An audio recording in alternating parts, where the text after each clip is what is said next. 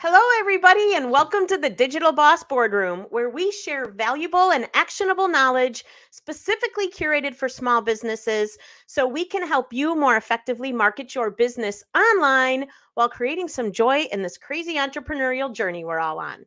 I'm your host, Bobbi Baehne, and today's episode is brought to you by the digital marketing experts at Think Big, Go Local.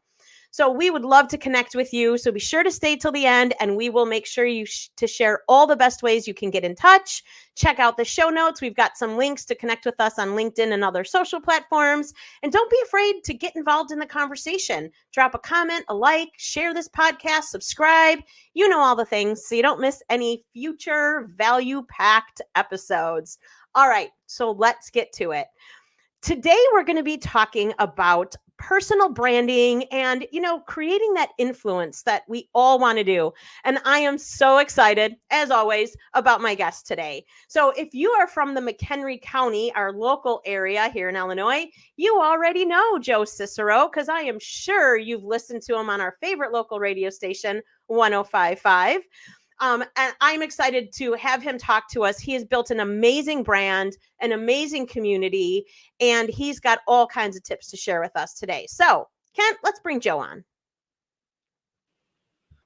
Hey, Bobbi. Hey, Joe. I'm so happy that you were willing to come on here with me. This is awesome. Yeah, well, I ran into you in McHenry. We were out, and I said, oh, yeah, I should probably come on the show. And actually, that's like a big part of branding yourself on social media is to actually interface with people in real life. A lot of times that pays off. It does. And I will tell you, so I don't have just an FYI, everybody, there is nothing planned in this podcast. So who knows what we're going to be talking about, but I've known you, Joe, for a long time from the radio. So seeing you MC things, and you know what? I love, if there's a microphone, Joe's grabbing it. And I love that. But tell me a little bit about how long you've been at the radio station. What kind of got you into it? Because clearly your personality has been like kind of the place where you get started, right? Like, I don't know that everybody has got that right from the beginning, but share a little bit about that. Yeah, I mean, definitely doing what I do, being on the radio is going to help to brand yourself. Obviously, you have this big megaphone to talk about your life and try to relate with people. But, I come from a guy that drove a delivery van. I used to say that was the job that I had, but now I've been doing radio longer than I've done any other jobs in my life. So it's kind of weird. I have to look back, and I got into radio because I listen to it here in the Chicago area on a daily basis. I would be up 5 or 6 o'clock in the morning, driving to Chicago, delivering construction materials to contractors, especially electricians, and listen to the radio, and loved to listen and had a good time. And honestly, I just thought to myself, that would be a really fun job. So I started to pursue it more and more. That's awesome. And clearly at this point, you've got a big audience. I mean, I know everybody knows who Joe Cicero is. Like, that's all. I even have some family members madly in love with you. Just saying. Well, I mean, join the club. What can I say? Join the club. Exactly, no. Right? But, exactly. 15 years in radio at the same station is almost unheard of. That's like when people talk about Hollywood couples, they've been together for 10 years, and that's like 50 years in Hollywood years that they've been together. To be at a radio station that long is kind of an anomaly in a lot of places. But the ones who do succeed, and I'd like to think that me and Tina have done that over the 15 years, it's the connection with community. And I make this parallel that there's this connection that we have on the air when we see people in person, and you just bring that to your online presence as well. And really, at the end of the day, it's just being real that's going to get you the most amount of engagement and the action on your social media channels. Just being a real person and doing everyday real things. That's what people want to see. I love that, because when I listen in to the radio, the banter between you and Tina is awesome. Like, you can tell you guys are genuinely close friends, like genuinely tons of love for each other. That comes through. But one of the things I feel like a lot of my audience gets nervous to share is they're always thinking about their business and talking about their business. And I'm like, you know what?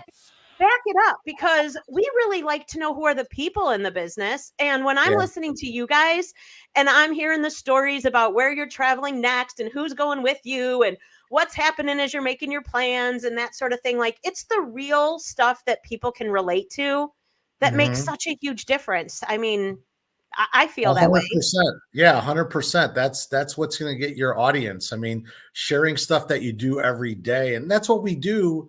That's what entertainers will do when they're on TV, when they're on the radio, when you watch shows. If you watch a drama show on TV, there's something in that show that draws you in, that you feel you can relate to your own life. I don't know if it's necessarily The Bachelor or Bachelorette or any of those shows like that, but people are in the dating world. So of course it's amplified and it's entertainment, but yeah, being real is going to be the thing that is going to get you the most amount of reaction and engagement. I think at the end of the day, that's what it's about. And being able to connect with people when you're both behind a screen on your phone or on your computer it can be a little bit of a difficult thing sometimes, but when it pops, and it shines through. And it does feel good in some sense, but there are some days when the comments start to roll in and you're like, okay, I need to step back and take a break from this. And that's an important part to point out with the engagement is no matter, everyone started somewhere. So I see some people, they'll have a following and they'll kind of give up on a page, but that's not what you can do. And, I hate to be cliche and say Rome wasn't built in a day, but it's true. And the more that you're putting stuff out there, the more you just have to believe in the content that you're putting out there and consistently put the content out there. And then it starts to build. It starts to build. There is absolutely, and you know this, Bobbi, better than anyone, there is no magic wand of getting people to follow and interact with you. There used to be, I don't know if there still is, where you could pay to get like 10,000 followers, right? You could pay to Which get does followers. nothing for you because they're Yeah. not engaging with you anyways. But Yeah, yes. it puts a number up, and then you look at it. It's someone who has no profile. They only follow people. They don't have any posts, etc. So like it is work to get people to grow your page. And I think my like page, my Joe Cicero like page, is a little over 11,000 right now. And it's been to get to that point. I look at some of my older posts. And I think to myself, geez, there was like no one liking that, but it's that consistency of grinding it out, just like things in everyday life, everyday job, that social thing. Just because, again, that it's online and you're posting stuff doesn't mean that you don't have to put the work in at the end of the day, just like any other thing that you want to build in your life. 100%. And that is it. I'll tell you, we noticed it huge. I used to put out a ton more content than I did during and the couple of years after. I hate to say couple of years because I'd love to say it was a few months after COVID. Yeah, right. I just got in some bad habits and I just wasn't doing it. And part of relaunching this podcast is exactly what you're saying, like showing up, being consistent, having something to talk about, like making connections with people. If you give it a short-term try and you don't stick with it, I mean, 11,000 followers took you probably the better part of since Facebook launched or whenever you created that page, right? I mean, it's taking, so I'm one of those that I have my personal Facebook that I started, and it has, the 5,000 limit on there. I'm not trying to face brag here, but then for people, that's actually another point. Is a lot of times people have their personal Facebook. I noticed once I made the transition, I think it was 5 or 6 years ago, to a like page instead of doing my personal page where people add a friend. You will get into people's feeds more because it'll be a suggested page for people. So I tell people that are trying to grow their business, migrate that to a like page because it's different.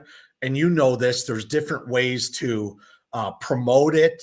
There's different ways that you can post stuff. To me, it makes sense. And there's a lot of people that have businesses that run successful businesses on what I call a personal Facebook page, where it's still add a friend on there. But if you migrate that and you start to build your like page, then you will get into feeds when there's similar things, like even reels. You'll be in more reels as people are scrolling. And so again, it's that work part of it. And there's stuff that you can find to help you with that. But again, I have found the most effective thing is to be consistent with what you're posting. And it's quality over quantity. I do, maybe if you look at my like page, I maybe do one post a day. And you're very familiar with this, Bobbi. Probably the best time to post is in that 7 o'clock at night range for most pages. And a lot of people might not know, with like a like page, you can look at those analytics and see that my page gets looked at the most at 7 p.m. and do the math. People are done with dinner, they're sitting down, they're scrolling. And so maybe that's a good time to post stuff, And to your point about converting that to a business or creator page, you also get the opportunity to leverage Meta Business Suite, which I have a love-hate relationship with, but it does allow you to schedule out your content for free without having to get a third-party platform, so you can make sure that content's going live at the time your audience is there, So there's lots of benefits to that, for sure. Yeah, it's and I'm with you on the love-hate thing for the Meta Business, because it's like they have made it can be like Pandora's box sometimes. One day something is here and then it's moved there. But really, as analytical as I talk about being, I know that 7 o'clock is a great time to post. And I want that interaction with people that are gonna, for me, not only do I travel, I take pictures. I try to make, if you look at my Joe Cicero, the like page, there's not a lot of stuff about the radio show on there. It's more so about me personally. And it really is me personally. It's like, I'm not making up stuff that I'm doing, and I'm way too old to be doing, viral dances and whatever. So I'm putting pictures of me traveling, with the kids, drone shots and everything, and just stuff that I enjoy doing. And I think that realness just shines through, and people, they gravitate toward it because they like to see that type of content, and locality too. Let's not take that out, locality. I am a huge fan of Joe's TikTok page. So when I'm sure you've noticed, when you're traveling, I'm every day like, oh my God, that is gorgeous. Where are you?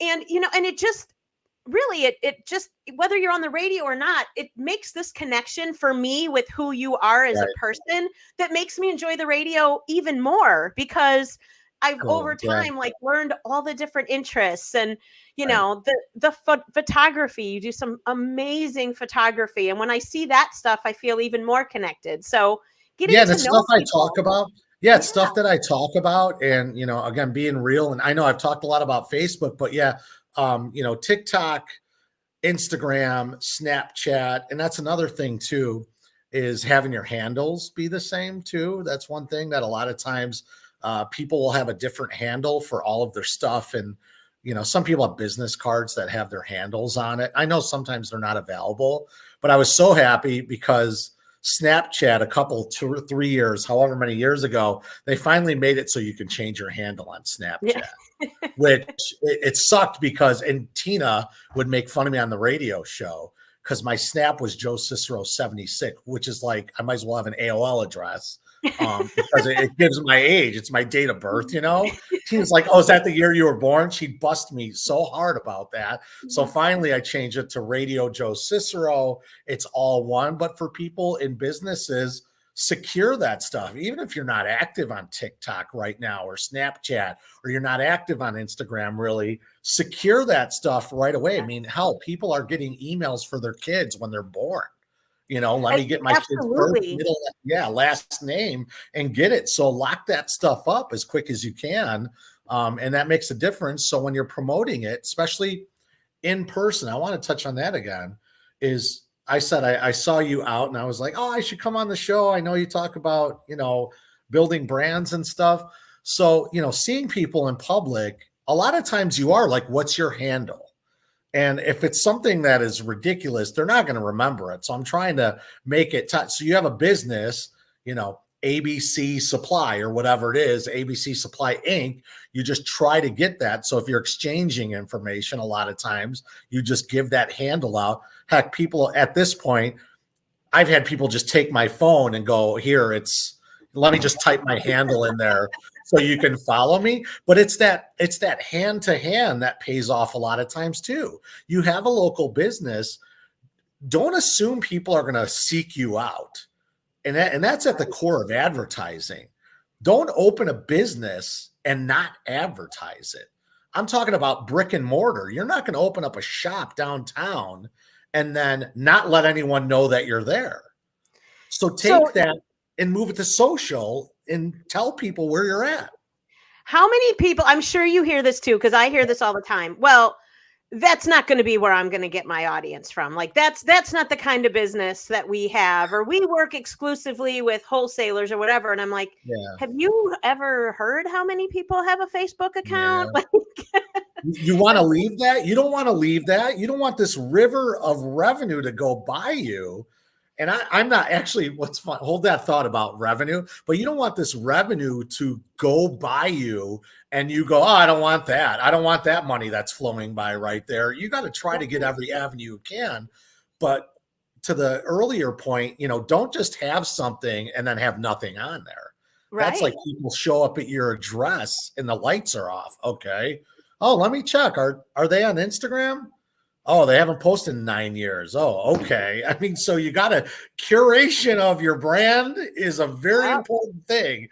And there's tools out there to do it too. I've had this happen way too frequently lately, where I want to tag someone in a post. Maybe someone asks for a recommendation, or where did you get that, or who do you use?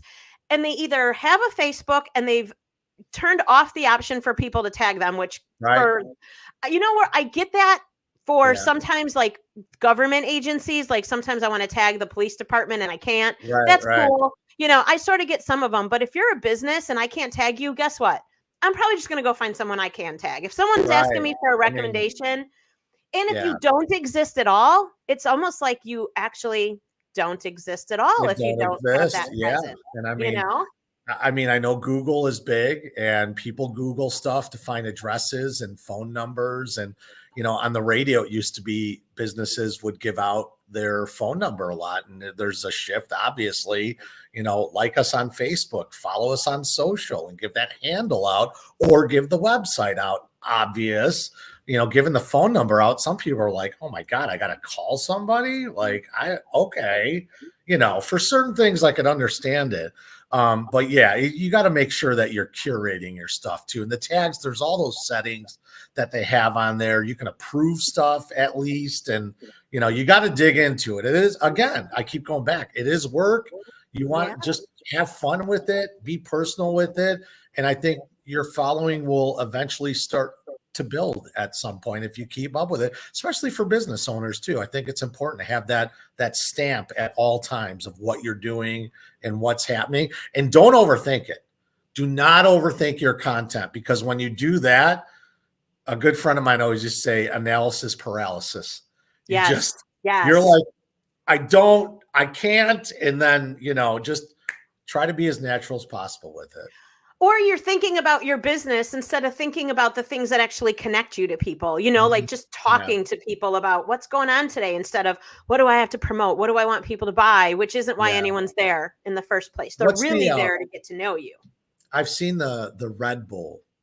You've probably seen this before. Red Bull does not mention Red Bull. Like, look at Red Bull's assets for social media, and they just have cool stuff. I mean, they do awesome stuff. They got people jumping from the stratosphere and whatever else. It's not, what is any of this? I mean, the extreme part of it, Red Bull, right? And they don't talk about buy a Red Bull today. They're never saying that. They never say get a Red Bull today. They're just showing this lifestyle. And so I looked little bit into it after I saw this video while I was scrolling. I was like, dang, man, that is like, think about that for a second. To your point, you're talking about businesses. What should I promote? What should I do? Yes, call to actions. Those are something, it's not something I do because I'm not selling stuff on my page. I'm sell myself, I guess, but I'm not. If you have a call to action, obviously that's an important thing, but don't overthink it and make it like into a commercial a lot, because then that might, people, they see that everywhere. You want to give them, content that's proprietary to you. That's like the number one thing that I'll preach, is that when you put content up, when I put one of my videos or a picture up, I want it to be proprietary to what I'm doing. So nobody else is going to post a video, a drone shot of the mountains in Colorado in that specific place that I was. When you think about how big the internet is these days and how many billions of people are on the internet, for that content not to be duplicated is huge. It's really big. Think about that. Nobody else in the world can post what you are posting. So that gives you that angle, that proprietary property. You're absolutely right. So I got a couple questions for you. Yeah. So, I teach college at McHenry County College, Mhm. and I'm not kidding. I can't tell you, when we start our first class and I ask everybody why they're there, how many of my students are there because they're going to become an influencer and that's how they're going to make their money. Yeah. But more power to you. And we all know there's opportunity there, and and there's people making gobs of money doing that. But we already kind of touched on, it's not easy, right? It's definitely not easy. And you've definitely shared some great tips for that. But I would consider at this point, you're definitely an influencer, especially in our community. Yeah. Once you reach that level, because I think everybody thinks it's sunshine and roses getting there and nothing but money that's to be made. Once you get there, what are some of the challenges, frustrations, but even joys that you find managing a community that big? Yeah. The What does joys it actually bring to your life? The joys are so cool when I'm out and I see someone. I have kind of like a photogenic memory. And so somebody will say, "Oh, my name is," and I follow you on your page. And I go and I give their last name. Oh, man. I can't remember a first name. They're like, "How did you?" I go, "I remember and you got this profile picture." Now that is huge. So if you're trying to be an influencer, you have people in this class, you still, I keep going back to it. You still have to interface as a human being. You cannot just, because that will build your brand. If people get to know you in person, they might follow you. Then they're going to give you that like. How many times do you scroll? I do it constantly, where you scroll and you don't like people's stuff. You don't give that like out. It's like your online virginity. You're like, I'm not giving that heart out. That's like a big deal. And sometimes I do feel like that. And I'm like, why am I not liking this? I'm sitting here and laughing about it. Give that person the like that they deserve. But to get back to joys, meeting people, fundraisers are always just massive. Any kind of community stuff that happens. The drawback, I think, is, sometimes people make snide comments and stuff. But once you build a decent following, people will defend you. First off, I have family members, and I have to tell family members, don't engage a person, please. Because if they see you're related to me, that makes it worse. It's like the kid is like, "Mom, please don't yell at my friend for being a jerk," right? But what I see is, and I guess that would go almost into the positive column, because if I post something and somebody makes a comment that is not even indicative, like, "Oh, blah, blah, blah about Joe and does this," people will defend me. And I always do get a kick out of that. It makes me feel good that people are like, "Hey, don't talk about Joe like that." Like, they'll defend me.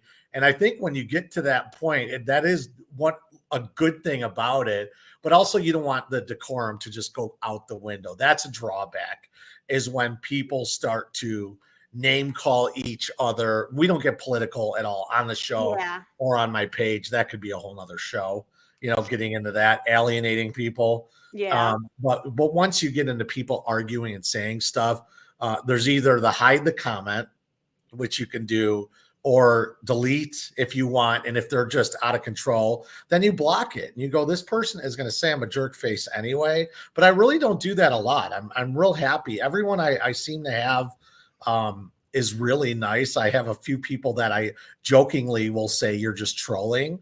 And I just say that now, where they'll make a comment about something. If I take time off of work, "Oh, you're taking off again, it must be nice." I'm like, "Listen, dude, I'm not going to explain to you how many vacation days I have, okay? Because that's crossing the line. So I feel like there's more good than bad. I mean, some days I'll have 100 comments on something, like other people that get a lot of comments, and I post, and that's that curation part. And I just say, look, I'm going to bed. I'm seeing all your comments.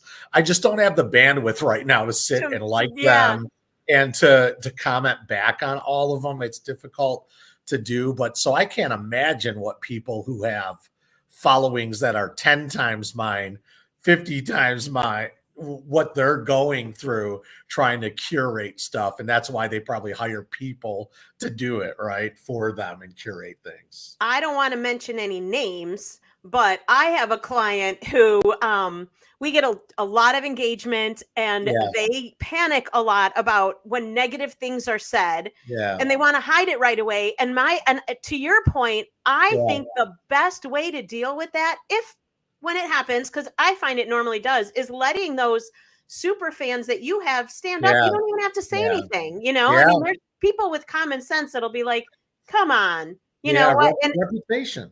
Right. And you know what?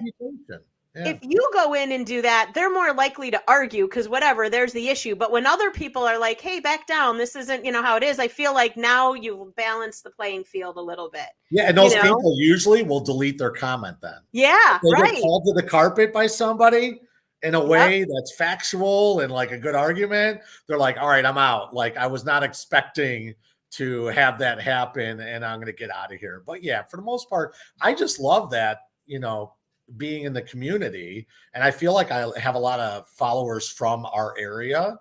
Yeah. And it's just, I see people out, and there's a connection between the online part of it and in-person thing, which is cool. Cause you feel like you're online and you never get out, you never see people, but I see that correlation, and I just think it's the coolest thing ever, and I'm not sitting here thinking I'm the biggest influencer or whatever ever. I don't really think in those terms, but sometimes you are weighted in what you say.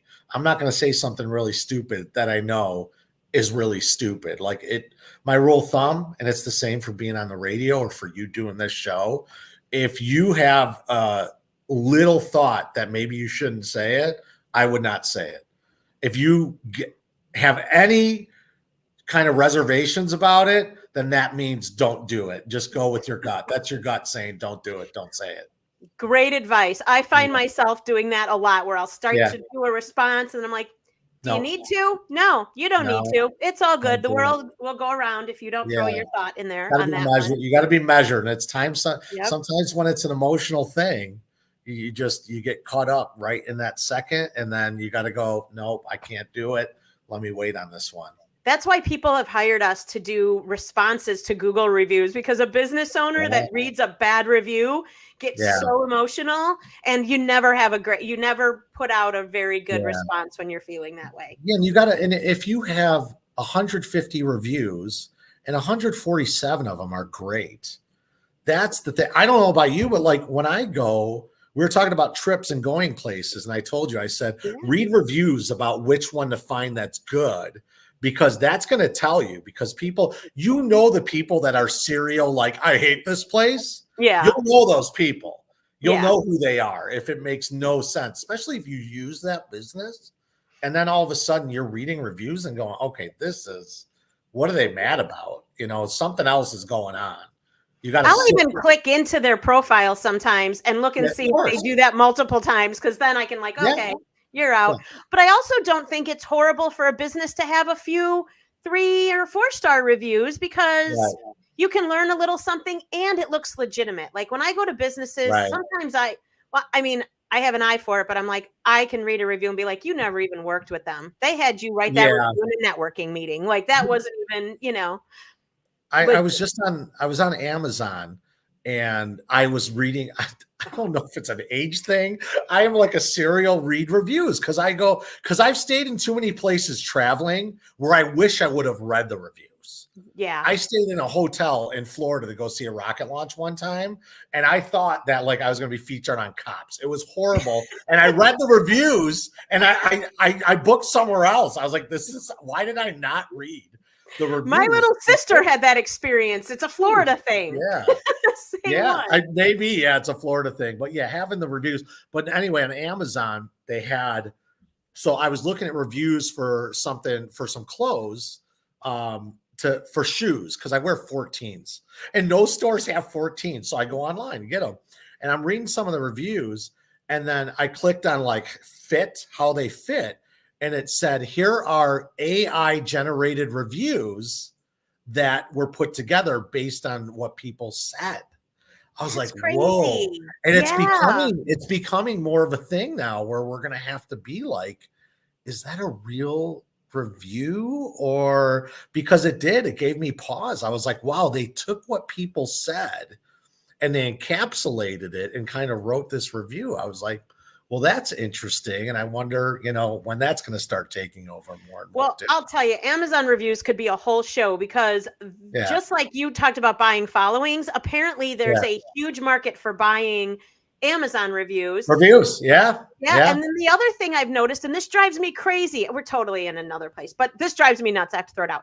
I'll see a product on Amazon and I'll go to read the reviews because I'm like you. I got to know exactly what people liked or didn't like about it. Yeah. And then it seems like if they have a shop and they sell other products, that all the reviews end up in the same stream, because I'll read it. That's not even what I'm buying. So your 5-star, 4.5-star review is based on other products. So you really do need to kind of pay attention and know the real one.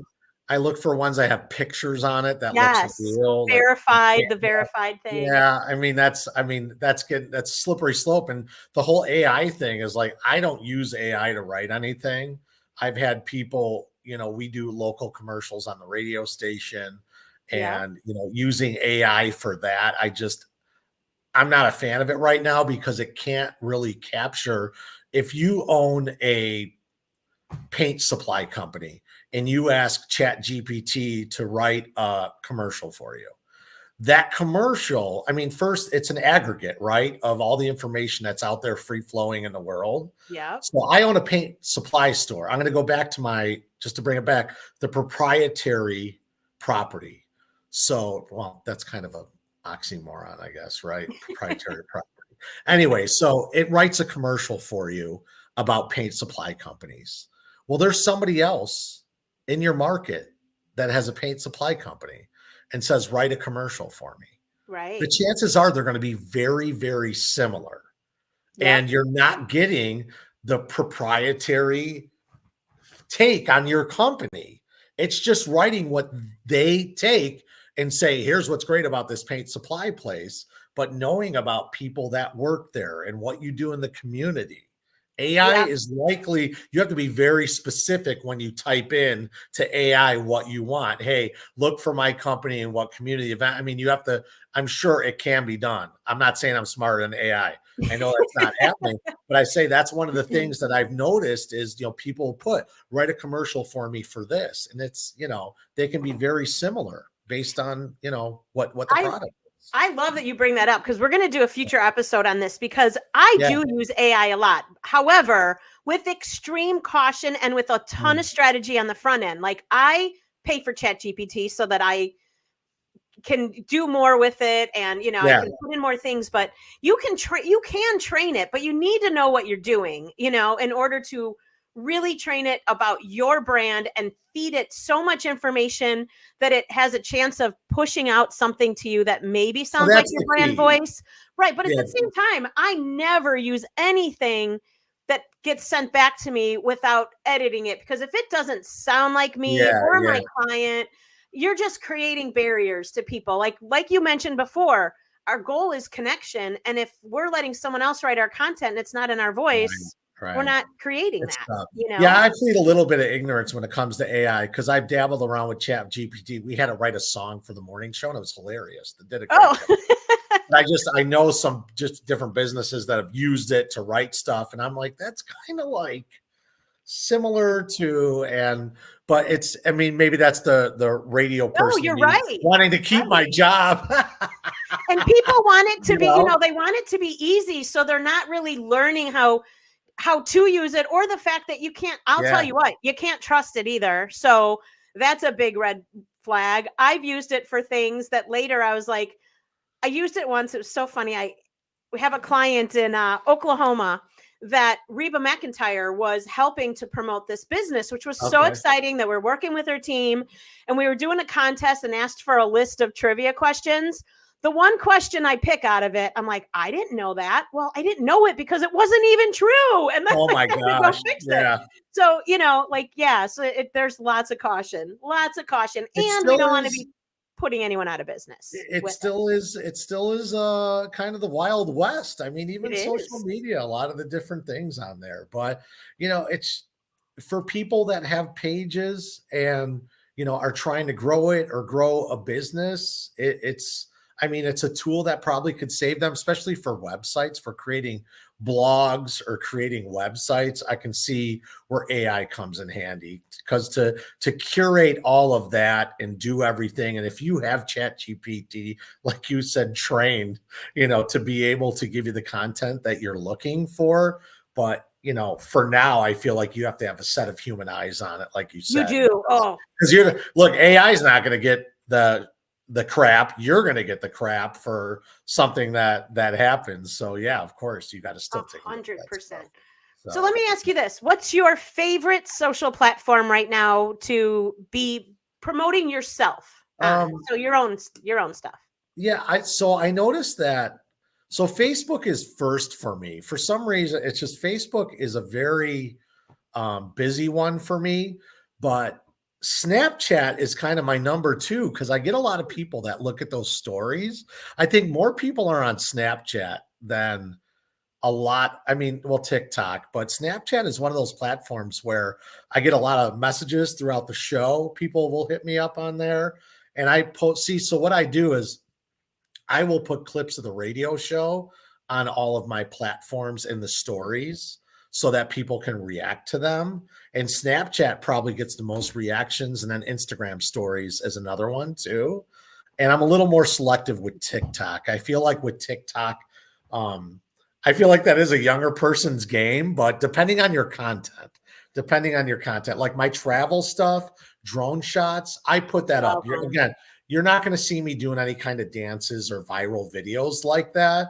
But when it's cool content that has to do with traveling, I like to post that stuff on there, like nature photography and drone video, and you hashtag it. And again, all the work that comes along with it, you got to sit down and do it. I got a good friend who's on the radio who has a good following, and if we go to dinner, she does a Instagram always eating is the name of it. And so I'll go to dinner with her. She'll set stuff up at a restaurant. And during the dinner, we're both sitting there hashtagging and doing all this stuff. And I'm like, this is, it's like the norm for us to be able to do that. Whereas most people are like, get off your phone. I'm the one taking pictures and whatever else the entire time. So it becomes this like, I don't want to say time suck. That makes it seem bad, but it is work to get that stuff done. Sometimes I'll hashtag stuff before I go to an event. I start to write some of that stuff out before I go to the event so that I know when I get there, I can get the pictures together and just post it. And that's some legwork to do, knowing what you're going to be posting, and just get something together loosely, even so that if you're doing an event at your business or personally, whatever it is, trying to be an influencer, have that stuff ready so you can copy and paste those hashtags that are trending and just get it in there without sitting there and actually typing it out while you're in the moment. That is such a great tip. Like, I love to do that too. Like, I'll either save that stuff in my phone notes so that it's nice and easy to grab, or when I know I'm going to do something in TikTok, I'll go in there, make a draft video that I know I can recreate the video, but then I can have the caption done, the hashtags in, and then just go and re-record and push it out there. So there's lots of ways to make it more efficient. Yeah, but I think Facebook, Snap, Instagram stories, and TikTok, like I said, I try to put the stuff up there. It's just, it takes work. I think I have like 2,000 on TikTok right now. And to me, I feel like that's low, but I don't know. It takes time. And TikTok is a little bit different because I feel like you're getting more people from outside of your local area. And I've told people that, well, yeah, TikTok is great, but one of your videos could get, I think I average like 400 views on my videos, but all of a sudden I did a video, Taylor Swift at the Super Bowl, Travis Kelce singing, and I got like 8,000 views or whatever it is. And I go, there's just, but it's people, Taylor Swift was in the algorithm. So then I Right. have Absolutely. people, so, you have to take that into account as a local business. You have to take into account, well, it would be great to have 100,000 followers on TikTok, but if only 2,000 are in your local area, you're doing all this work for people that are never going to visit your business and never make you any revenue. So Right. focus on the stuff that's going to get you revenue in your local area. And for me, it's not so much revenue.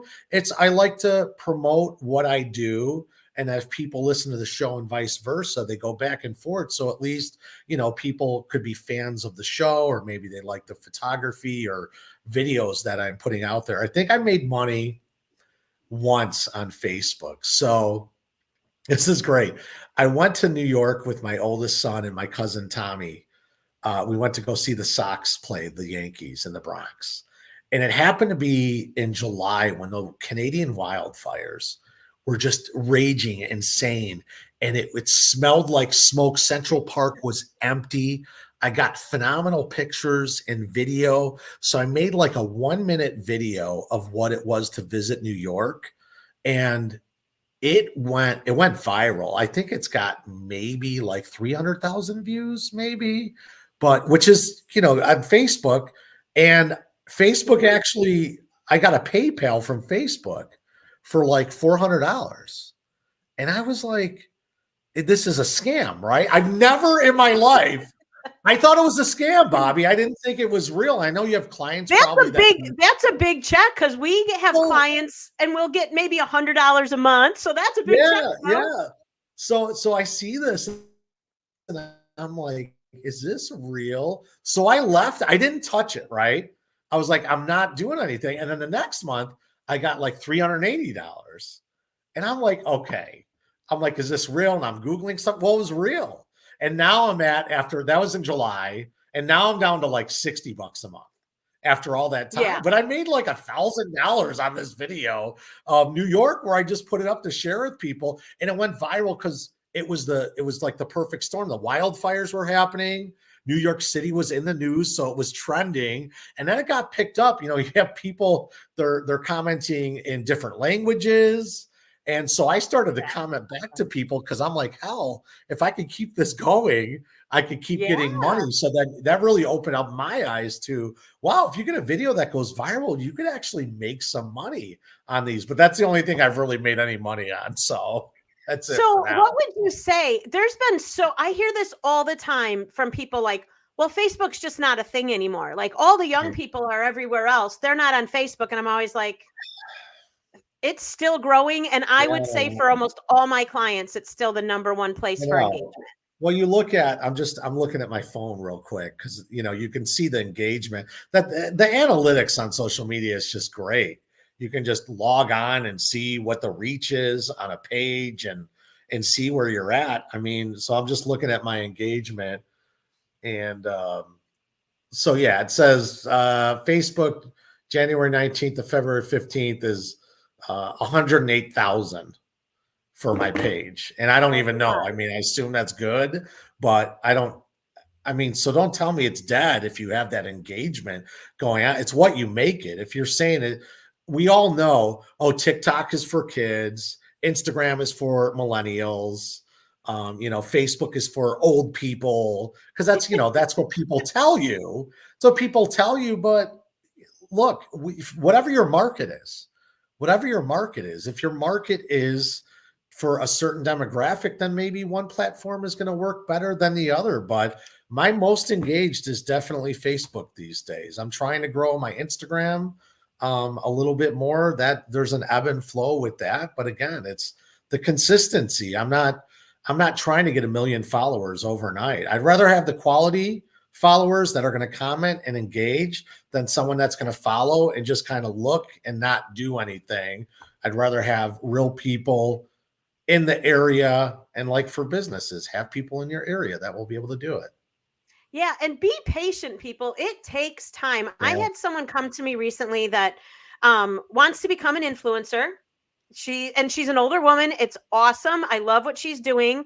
But I looked at her Instagram and she had like 30,000 followers. Now, no followers really anywhere else, and Right. very little engagement. And I was like, I'm going to be honest with you. I'm going to call you out and say you bought these followers, because Huh. there's no way you have 30,000 followers and 15 likes on all of your Yeah. content, you know? And I'm like, Yeah. and other people see it too. I'm like, be patient, build. I go, none of those people are helping you. As a matter of fact, they're bringing your engagement rate down because you have Right. all these followers and people that No see one your does it. stuff that have no interest. So you're Right. not even going to grow organically because the platform is like, yeah, nobody cares about this stuff. Better Yeah, to I have think, 100 followers and 30 people, 50 people that want to yeah. engage with it. Yeah, I That'll don't know what grow. the That'll help it spread. I don't know what the percentages are as far as people following and engagement. But if you I don't know what percentages. I can't even get into that game of how many people are going to go into your business, right? If you have a page that has that many people on it, but it's that personal touch. It's just being consistent.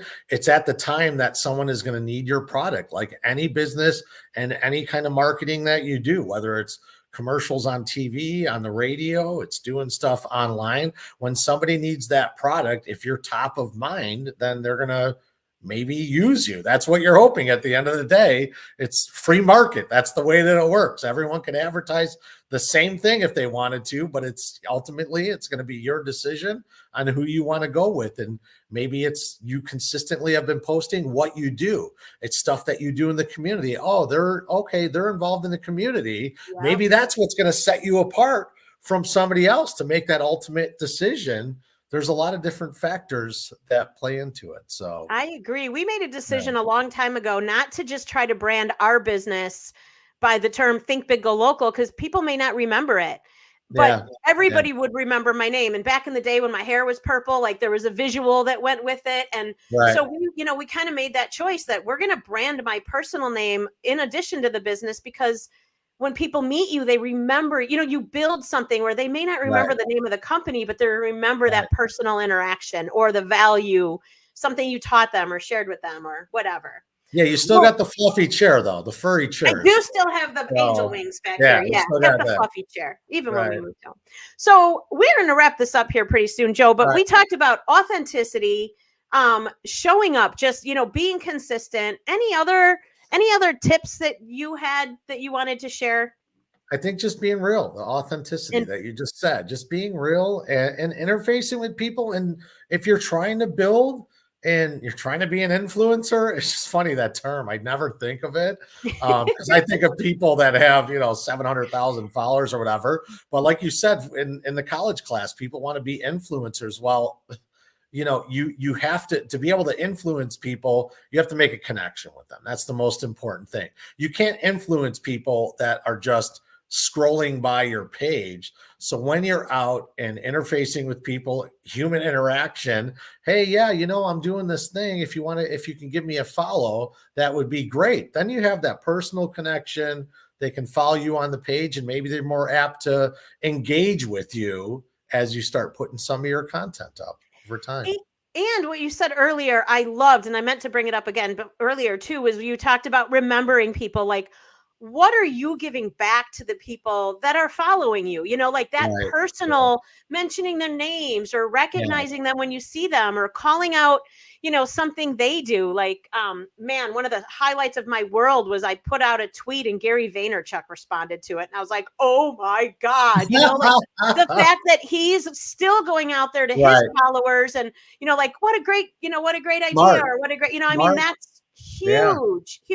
Yeah. Smart on his part to be able to do that. And, I mean, there's a lot of people that I've met that are in the community. And so, it becomes more than just like, oh, they're on your Facebook or whatever. It's like you're hanging out somewhere and you're hanging with them and talking to them and stuff. And, people still do that. People are still social in real life, not just, and it's called social media. So you have to be able to interface with people and interact with people to have success. Absolutely. So where can people follow you? I know you have a couple different accounts, so tell us where they can. Yeah, so it's my handle. The radio. Yeah, Radio Joe Cicero. It's my handle for Snapchat, TikTok, Instagram, and Facebook. Is that all of them? Did I name all of them? Yeah. All of Joe's in all the places. That is a lot of work. It's a lot of work. If you're hiring, I'm on LinkedIn, but I don't think there's a user there. So I am on LinkedIn, but I don't think I'm very active on that. It's the one I'm not active on. So I'm committing to being better on LinkedIn this year because I should be. I'm B2B. That's where I should be, but it's never been as much fun.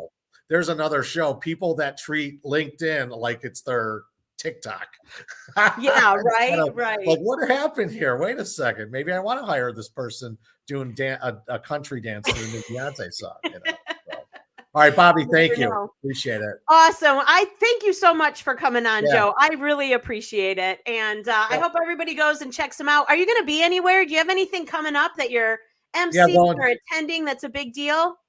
No, I'm going to Iceland this upcoming week. So if you want to meet me there, I'll meet you there. But if you follow me, you'll probably see some of the pics. I'm fingers crossed I'm going to see the Northern Lights when I'm out there. That is on my bucket list. I love it. That's awesome. Well, I hope you have a great trip.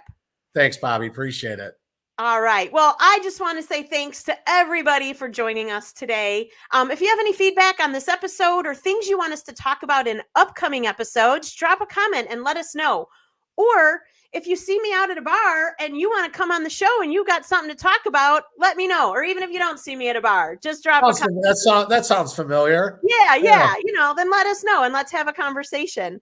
So we will be back next week at noon. Watch our Facebook page for the event and who our guests are going to be and what we're going to be talking about. And until then, I hope everybody has a kick-ass weekend and an absolutely badass, productive, and profitable next week, except for Joe, who's not going to be making any money. He's going to be out taking pictures of the Northern Lights. I will be watching because they're going to be amazing. I know it already. Thank you. So awesome. Thanks so much, everybody. Have a great one. We'll see you soon.